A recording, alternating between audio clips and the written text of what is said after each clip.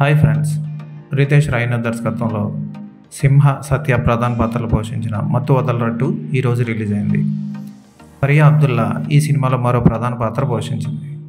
ఈ టీంలో పనిచేసే బాబు యేసు అనుకోకుండా ఒక హత్య కేసులో ఇరుక్కుంటారు. దాని నుంచి వాళ్ళు ఎలా బయటపడ్డారు అన్నదే సినిమా. ఈ సినిమా చిన్న స్టోరీ లైన్ని బాగా సాగదీసి అనవసరమైన సీన్లు, అతిగా అనిపించే సీన్లు పెట్టి ఒక కామెడీ సినిమాలో తయారు చేశారు. ఈ సినిమా మొత్తానికి సత్య హీరోలా అనిపిస్తాడు. సెక్సీ సైరన్ సత్య అని పేరు కూడా వేస్తారు సినిమాలో.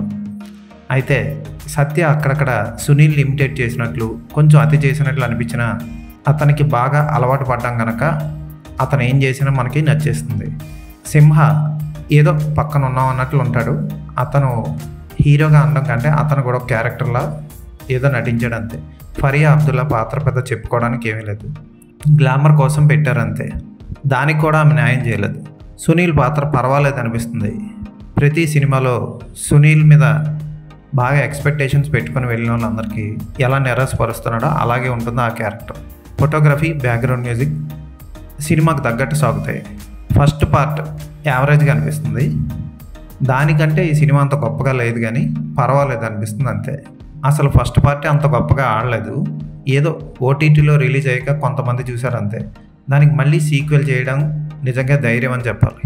కాకపోతే సత్య కామెడీని మిస్ అయిన చాలామంది ఈ సినిమాని చూసి హాయిగా నవ్వుకోవచ్చు.